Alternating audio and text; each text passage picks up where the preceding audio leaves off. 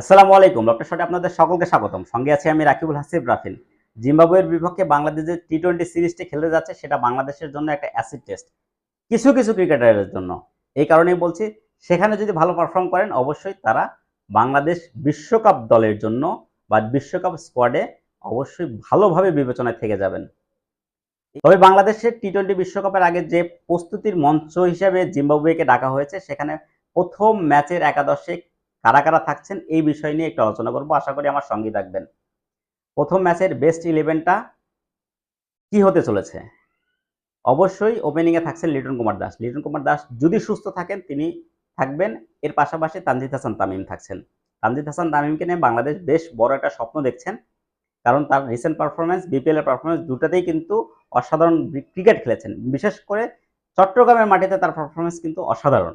এই চট্টগ্রামের মাটিতেই কিন্তু জিম্বাবুয়ের এগেইনস্টে খেলা। সেখানে তার একটা ডেবু হবে এটা মোটামুটি নিশ্চিত এবং সেখানে যদি তিনি ভালো করেন বিশ্বকাপের মূল স্কোয়াডে তিনি থেকে যাবেন এটা মোটামুটি নিশ্চিত।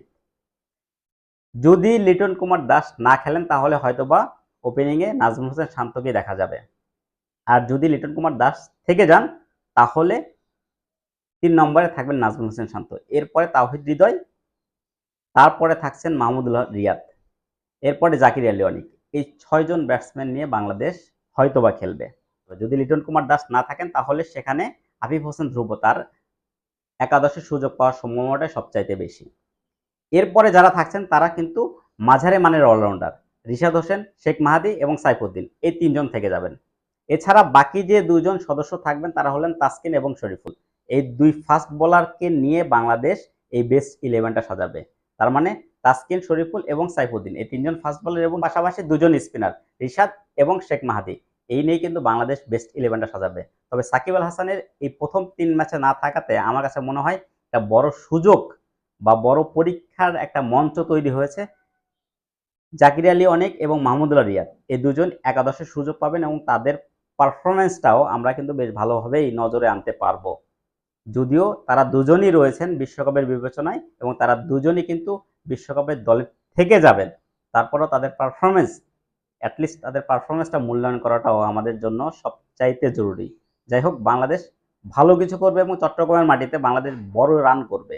সবচেয়ে বড় কথা হচ্ছে যেভাবে সাম্প্রতিক সময়ে আইপিএলের ম্যাচগুলোতে যে রান হচ্ছে সেটার সাথে পাল্লা দিয়ে কিন্তু টি-20 বিশ্বকাপে রান আসবে। এই প্রস্তুতিটাও যদি বাংলাদেশ জিম্বাবুয়ের বিপক্ষে নিতে পারে সেটা বাংলাদেশ দলের জন্য সবচেয়ে বেশি কাজে আসবে।